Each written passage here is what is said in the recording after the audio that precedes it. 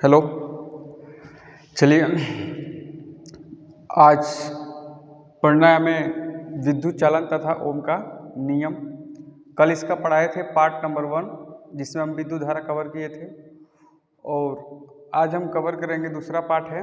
इसमें हम पढ़ेंगे धारा घनत्व। धारा घनत्व।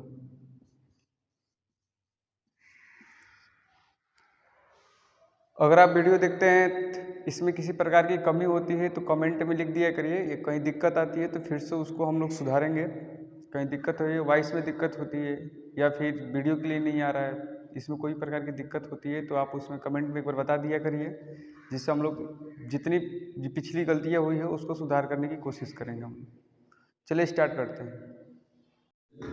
हमने कभी पढ़ लिया था धारा घनत्व क्या, विद्युत धारा क्या होता है। मैंने अभी समझाया था कि आवेश प्रवाह की समय ध्रुव क्या कहते हैं, विद्युत धारा कहते हैं।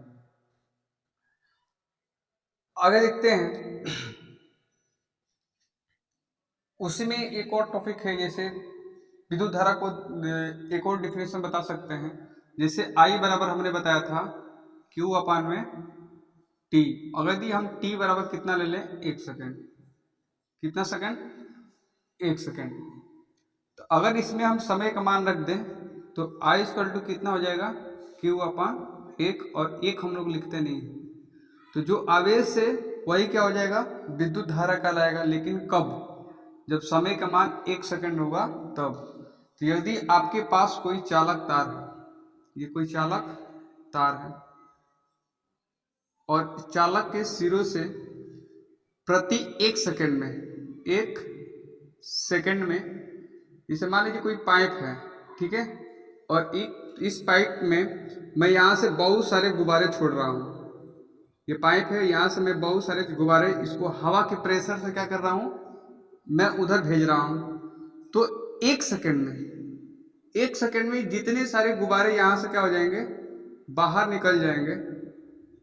उन्हीं गुब्बारे को क्या कहेंगे हम लोग, विद्युत धारा कहते हैं। गुब्बारे का मतलब कि क्या हुआ, आवेश। गुब्बारे का मतलब क्या हुआ, आवेश। यदि कोई चालक तार है, इसमें से बहुत सारे गुब्बारे फुला करके मैंने क्या किया, हवा यहाँ से स्टार्ट कर दिया, तो क्या होगा कि यहाँ से जब प्रेशर, हवा का प्रेशर करेंगे तो गुब्बारे क्या होंगे, यहाँ में से जाएंगे, पाइप में से होकर निकलेंगे। तो इसके जो सिरे हैं परिक्षेत्र क्षेत्रफल, इस 1 सेकेंड में जितने गुब्बारे क्या हो जाएंगे, बाहर निकल जाएंगे। उन्हीं गुब्बारे की संख्या को ही क्या कहेंगे, विद्युत धारा कहते हैं। मतलब गुब्बारे का मतलब क्या होता है, आवेश। क्योंकि चालक में हम क्या करते हैं, आवेश प्रवाहित करते हैं। तो ये समझ लीजिए कि पाइप है, पाइप का मतलब चालक तार है, और गुब्बारे का मतलब क्या है, आवेश। तो इसके सिरों से 1 सेकेंड में जितने सारे आवेश क्या हो जाएंगे, प्रवाहित हो जाएंगे। उसी आवेश को क्या कहेंगे हम लोग, विद्युत धारा कहते हैं। तो दूसरा डिफिनेशन आप लिख सकते हैं, किसी चालक के सिरों से, किसी चालक के सिरों से प्रति सेकेंड में जितने आवेश प्रवाहित होते हैं उसे क्या कहते हैं हम लोग, विद्युत धारा कहते हैं। ठीक है, आगे हम देखते हैं। इस तरीके से विद्युत धारा क्या हो गया, कंप्लीट हो गया। अगला जो हेडिंग है आपका वो है धारा घनत्व। धारा घनत्व। धारा घनत्व को हम लोग जे से क्या करते हैं, प्रदर्शित करते हैं। धारा घनत्व को कैसे प्रदर्शित करते हैं, जे से प्रदर्शित करते हैं। ठीक है, आइए देखते हैं कि धारा घनत्व होता कितना है, होता क्या। जैसे ये आपका चालक तार है, चालक तार हो गया। इसकी परिच्छेद क्षेत्रफल, जैसे ये आपको दिख रहा होगा, ये जैसे मान लीजिए चालक तार है, क्योंकि चालक तार ऐसे बेलनाकार होता है। इसका जो काले वाला का क्षेत्रफल दिख रहा है, इसे हम बोलते हैं परिच्छेद क्षेत्रफल। ठीक है, ये जो सामने वाला आपको पृष्ठ दिख रहा है, इसे क्या बोलते हैं, परिच्छेद क्षेत्रफल।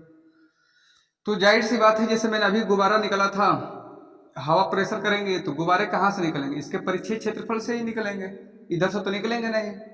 तो गुब्बारे का मतलब क्या हो रहा है, वही आवेश। तो इसके परिच्छेद क्षेत्रफल से, और इसका परिच्छेद क्षेत्रफल कितना होना चाहिए, 1।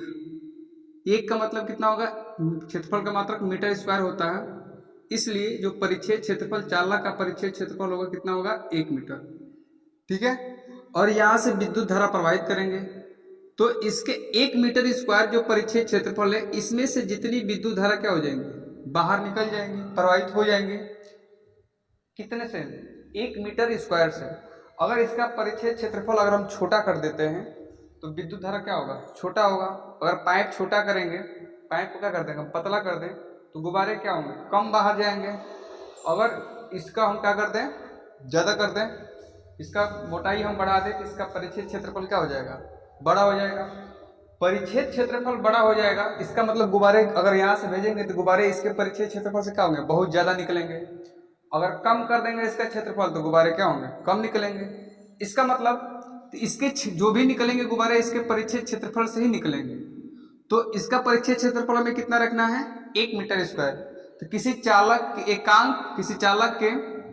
एकांक परिच्छेद क्षेत्रफल, एकांक का मतलब ये इसका मान कितना है 1, तो एकांक परिच्छेद क्षेत्रफल से बहने वाली प्रवाहित होने वाली धारा को ही क्या कहते हैं, धारा घनत्व कहते हैं। लिख सकते हैं, मैं लिख दे रहा हूं, किसी चालक के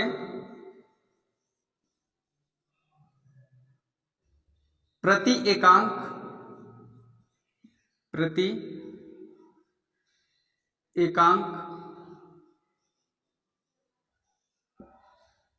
परिच्छेद क्षेत्रफल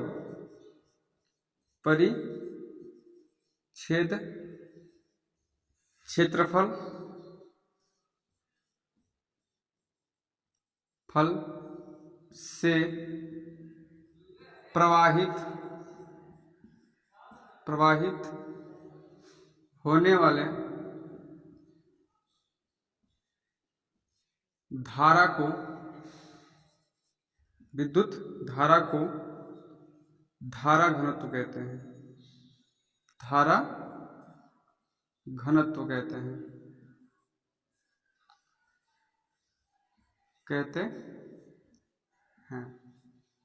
बात आ गई समझ।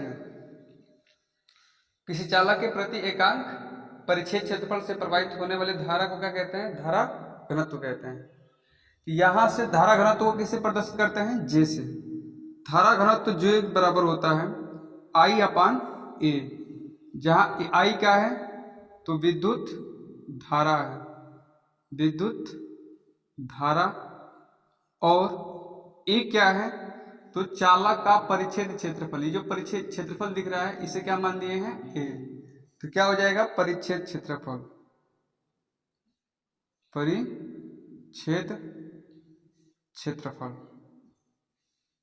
ठीक है, तो यहां से फॉर्मूला मिल गया, धारा घनत्व J = I/A, जहां I = विद्युत धारा है और A क्या है, परिच्छेद क्षेत्रफल है। ठीक है, देखते हैं यहां से J का मात्रक, धारा घनत्व J का मात्रक देख लेते हैं। मात्रक तो J = विद्युत धारा का मात्रक क्या होता है, एम्पियर, और ये क्या है, क्षेत्रफल का मात्रक क्या होता है, मीटर स्क्वायर। तो यहां से इसका जो मात्रक हो जाएगा एम्पियर प्रति मीटर स्क्वायर हो जाएगा, एम्पियर प्रति मीटर स्क्वायर। इसका बीमा देखते हैं, जे का बीमा, तो J = फॉर्मूला क्या लिखवा दिया हमने, I/A, और I का बीमा अभी बताए थे, जस्ट पिछली 5 मिनट पहले बताए थे। I का बीमा कितना होता है, एम्पियर, यानी कि A, और ये परिच्छेद क्षेत्रफल है। तो परिच्छेद क्षेत्रफल में क्या होता है, लंबाई गुणे चौड़ाई, उसे मानते हैं। तो मीटर स्क्वायर होता है, और मीटर के लिए क्या होता है, L, और स्क्वायर होता है, इसलिए इसका बीमा क्या होगा, L/2। नीचे इसका प्लस है, पावर प्लस से ऊपर जाएगा तो माइनस, तो ये हो जाएगा J, और ये हो गया, और ये नीचे प्लस, ऊपर जाएगा तो पावर क्या बन जाएगा, -2।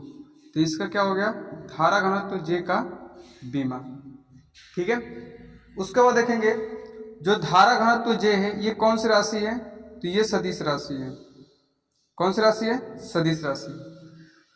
सदिश राशि है तो इसकी दिशा किधर की तरफ होती है, क्योंकि परिमाण तो हम लोग निकाल लेंगे, कोई दिक्कत नहीं है, लेकिन इसकी दिशा किधर होती है।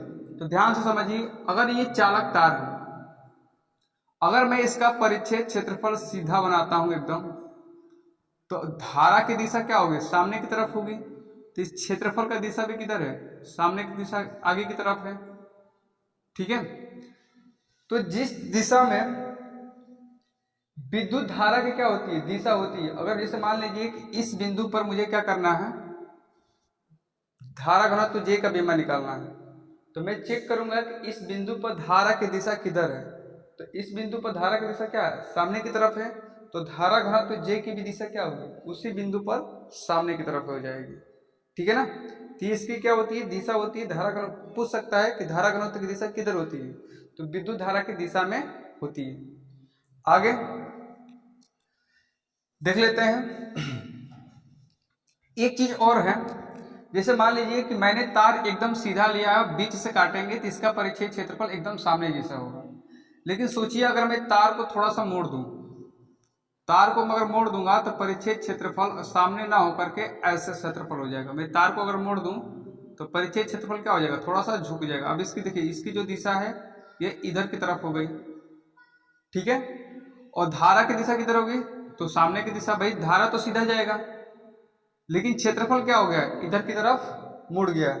जैसे अगर आपके पास पाइप है और पाइप में आप पाइप को मोड़ देते हैं, ठीक है, तो जो यहां से धारा प्रवाहित करेंगे, धारा का मतलब अगर पानी यहां से प्रवाहित जाएगा तो स्टार्टिंग में इस बिंदु पर देखेंगे तो इस बिंदु पर जो पानी की दिशा है वो सामने की तरफ है, लेकिन इसका परिच्छेद क्षेत्रफल क्या हो गया, नीचे की तरफ हो गया, और दिशा कहाँ है पानी का, आगे की तरफ है।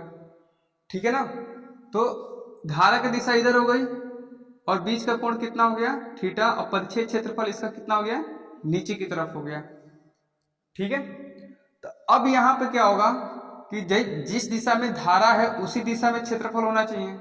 तो हम क्या करेंगे कि जो क्षेत्रफल आपका ये ए दिख रहा है, इसको दो घटकों में वियोजित कर देते हैं। जैसे अगर सदिश वेक्टर ए है, वेक्टर ए, तो इसको दो घटक में तोड़ते हैं। अगर इसको ऐसे तोड़ेंगे क्षैतिज में तो होगा ए एक्स, और ए एक्स बराबर होता है ए कॉस थीटा। अगर इसको वाई में तोड़ेंगे तो कितना हो जाएगा, ए वाई, और ए वाई बराबर होता है ए कॉस थीटा। ठीक इसी प्रकार जो क्षेत्रफल ए है इसको तोड़ देंगे, तो अगर इसको तोड़ेंगे तो इसको इस तरीके से इसका क्षेत्रफल बना लेंगे एकदम सामने की तरफ, इसको मुड़ाएंगे नहीं। जिस दिशा में धारा की दिशा है उसी दिशा में क्या करेंगे हम लोग, क्षेत्रफल को ले लेंगे।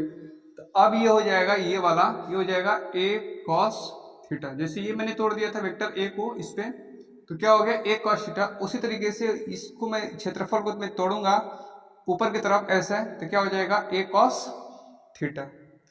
तो अब यहां से धारा घनत्व तो अगर हम ले लेंगे जे बराबर, तो धारा तो वही है क्योंकि मैंने फॉर्मूला क्या पढ़ा है, आई अपान ए।